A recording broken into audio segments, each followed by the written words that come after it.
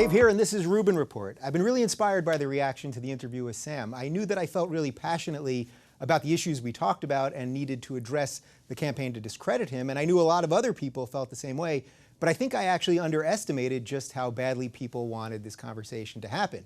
From YouTube comments to the tweets to people who wrote me literally pages of thoughts on Facebook and email, there was a real sense that it was cathartic for people who were feeling the same thing I was. That's exactly what I want this show to be, so I'm really proud that we got off to the right start. If we're going to build some kind of community here based on the principles that I laid out last week and put in action in the interview with Sam, I think I have to ask something of you now. Many of you were giving me kudos for having an honest dialogue, but if we really want to change things, it's going to have to be way bigger than just me.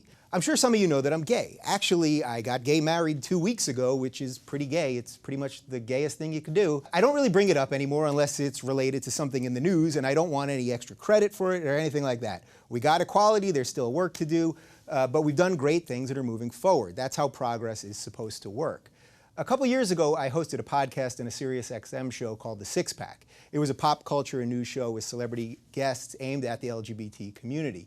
The show was really different than most gay culture out there in that it was hosted by two guys who just happened to be gay, but we didn't make everything about being gay. I mention this because we used to get a ton of email from people saying how much we were helping them come to terms with themselves, come out of the closet, talk to friends and family and all that stuff. Even more than that, though, we got a ton of email from people saying they were still closeted and our show was their only gay outlet. One day this strange paradox hit me. The people that we were helping the most by doing the show, the people who were closeted and had no other outlet, were the same people who helped us as a show the least, in that they couldn't tweet about us or share posts about us on Facebook or even tell their friends about us. I really struggled with this in my relationship to the audience because I knew that closeted life all too well, and I know that if the situation had been reversed, I would have been one of those people.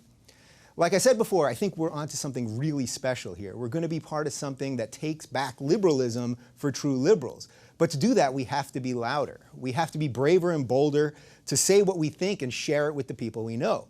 I notice a lot of the people with the word atheism in their usernames have anonymous profiles on Twitter and some even on Facebook. We all have our reasons, and I'm not passing judgment on anyone here, but think about that for a moment. In 2015, atheists are one of the last groups of people that feel like they have to be anonymous when they say what they really feel. Again, this isn't everybody or even the majority, but it seems to be a bigger portion than it should be. And believe me, I get it. I was closeted for a long time. You might have family that won't accept you as an atheist, or maybe your community won't, or maybe you aren't fully sure what you are.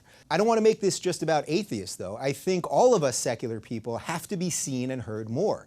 Let's not just talk about it with each other. Let's get other people in on the conversation, too. We don't need to go out and find converts. They'll find us because that's what humanism and secularism does by default. We just have to be louder. It's not going to be easy. All three of the people who Sam and I talked about who continuously misrepresent him have done so again publicly since our interview. Feel free to check out my Twitter feed to see the latest nonsense.